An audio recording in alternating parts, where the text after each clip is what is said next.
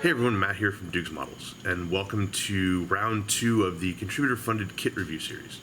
Now, the first time out, we took a look at Fly's Hawker Hurricane Mark II-C. How it builds, what works, what kind of doesn't work, all that fun stuff. This time out, based on round 2 voting, I will be building Kinetic's new A-18C Hornet. Now, I'm particularly interested in this build for 2 reasons. The first of those is that in 1/48 scale, legacy Hornets have a bit of a dicey reputation. There's the, venerable old Hasegawa kits, which, by 2016 standards are starting to show their age a bit. Plus, they have a long-standing reputation of not exactly being the friendliest of builds to tackle. You also have the Hobby Boss legacy Hornets, which for the most part are knockoffs of the old Hasegawa kits with some slightly different detailing going on. Also reputedly not the most friendly of builds. Then you've got a few other things scattered here and there by Revell and whatnot that, they exist, is pretty much what I will say about them. So a new entrant into this field is especially welcome, especially when you consider the quality of things like Academy's 1/72nd scale and 1/32nd scale Hornets. It can be done well. It just hasn't really all come together in 1/48 yet. So, can Kinetic pull it off? That'll be one thing I'll be looking for. Another thing that really piques my interest about this build is Kinetic itself as a manufacturer. Now, I've built a few Kinetic kits here and there in the past. I've actually completed one. The others have gotten to certain levels, and either due to my own incompetence or essentially running out of steam on various things, have gone by the wayside. The one that I did finish was their F5B Freedom Fighter, and it was one of those kits where it's that really frustrating mix of things that work really, really well and things that are just mind-blowingly frustrating and poorly engineered. So they have this sort of thing in my head where they'll get halfway, they get halfway to the goal line, and then they'll trip and fall on their face. And so it's one of those waiting for all those pieces to finally come together into a truly great kit. And it's funny watching every new Kinetic release, it seems, to the last, year and a half. Every time something is coming out, there will be all these promises. This is the greatest kit we've ever made. We've addressed all the concerns of the past. Mold issues are no longer a problem. Detail, whatever it is no longer a problem. This next kit is going to blow your mind, we promise. And then it comes out, and it seems always, yes, this is an improvement on what you've done in the past, but it seems to be kind of the standard order of what happens with a new Kinetic release. And this Hornet is so far no exception in terms of the promises. This is going to be the most amazing Kinetic kit ever. They've really upped their game from the last time out, etc. So, is that true? Does that hold up? We'll find out. Anyway, let's go ahead and take a look at what this kit includes and then start building it. Okay, so here's the box. And inside the box, we've got sprues in plastic bags. Lots of sprues. Let's go ahead and take them out here. Still more. Yep, more. Instructions. There's the lower fuselage. Nice handy painting guide. Nice top and bottom views. Very cool. And decals. Woohoo! Alright, moving on to sprue A. This contains the upper fuselage and the lower wings and the stabilizers. All that kind of good stuff. And you know what? Hold on. Fuck this. Seriously, does anybody really care about going on some in-depth sprue tour? I mean, if pretty pictures of the sprues is all you want, let's face it, there are plenty of inbox reviews scattered around the interwebs you can go look at instead.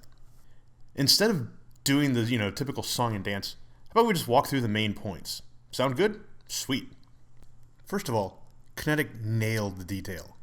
For the most part. I mean, the main kit sprues are all very impressive. If you look at, the upper fuselage, the lower fuselage, the cockpit, the exhaust nozzles in particular, the little mesh grill stuff in front of the intakes. I mean, all of it is super crisp, super fine, super well defined. It's a far cry from the Kinetic kits that I've experienced in the past. A lot of them, they would have nice detail in places, and then it would be completely soft in others. That's not the case here. This Hornet brings it throughout the main kit. Now, that said, it does fall down a bit when it comes to the stores. A lot of the sprues that the stores come on are either different colored plastic, or they're much rougher in definition, or both. And that leads me to believe that what Kinetic's doing here is probably pulling in sprues from old kits, maybe their F-16s, maybe their EA6 Prowler, things like that. As a result, you've got this brand new kit, and you've got what looks to be dated weaponry and pods and whatnot. Now, my way around that personally would be to go for some nice resin aftermarket ordnance. But, it depends what you want to do with your Hornet. Next, the Canopy and Windscreen. Yeah, they look nice. Be forewarned, they do have mold seams running right down the middle of them, and those will have to be dealt with. That's kind of par for the course these days with, modern jets and their canopies.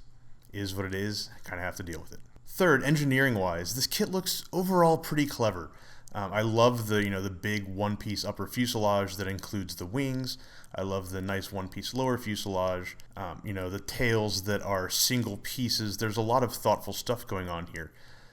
You also have what looks to be a pretty complicated assembly up around the nose that could run into some problems, as well as what looks to me like a solution for the intakes that seems to borrow a lot of inspiration from the 1/32nd scale Academy kits, which are not reputed as having the easiest intakes to get together. Next, the instructions. Now, these could be much, much worse than they are, but they could also be so much better. There are a lot of small, frustrating little errors that you kind of run into as you're working your way through the kit. So, first up is version guidance. Yes, this is an FA-18C, but even within the FA-18C, there are tons of different variations. And the kit actually does call out one instance where you have to pay attention, which is up around the nose. Do you hollow out for the searchlight that the foreign operators use? Do you, use this piece or that piece for the chin part of the fuselage, etc.? But after that, it's silent. It's also got some weird viewing angles, that aren't really immediately apparent, but as you're working through the kit, they become glaring, where it looks like a part has to go to this part, but it also, in reality, has to connect to another part, and if you commit too soon, you can run into trouble.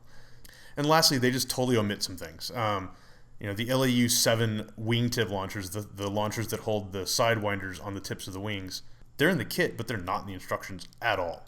So next, the decals and the markings in this kit look absolutely phenomenal. I mean, these markings were designed by Fightertown and printed by Cartograph, so pretty much the best of both worlds in that case. And there are a lot of really smart things going on here. The carrier film is as minimal as it can be, even on things like the intake warnings. On a lot of kits, the in between that triangle, it's just all carrier film. On this one, they've actually gone and sliced out sections where they can. So again, to minimize the carrier film. Now, the only thing I would say that kind of frustrates me about the decals and the markings in general is that they're all really, really new. I mean, the oldest markings in this kit are the finish markings from 2006. Beyond that, everything is 2009 or newer. That's great if you want to, depict a modern Hornet, from the last 5-6 years. But the legacy Hornets have been around a while. I mean, the FA-18C flew in Desert Storm. Where are the markings from Desert Storm? Where are the markings from everything that happened in the 90s, or from, Operation Iraqi Freedom? I mean, we've got a lot of history built into this aircraft over the years, and none of it's really represented here. Now, I will say with the Hornet, we are at least blessed to have an absolute shit ton of aftermarket options that we can kind of go and tap, especially in 1/48 scale, so it's not as big a problem as it could be. The last point I would make is that there are tons of indications throughout this kit that Kinetic's not going to just be doing the FA-18C, but the full A through D line of legacy Hornets. Now there's, the cockpit, which already has space in it for the back seater. There's the way that they have molded the upper deck behind the cockpit. obviously to embrace both a single and double seat canopy. The photo etch fret is named in the instructions as being a photo etch fret for the A through D models of Hornet. So there's enough in here that makes me think it's pretty clear they will be doing additional variants. So if you are, hard up for an FA-18A or an FA-18D, cool, you've probably got one on the way, just be patient. So overall, the Kinetic Hornet looks pretty promising out of the gate. I mean, the detail is fantastic, the engineering is for the most part thoughtful, and, any of the minor errors are exactly that, pretty minor. So with that, let's get to building this fucker and seeing if it lives up to how good it looks on the sprues.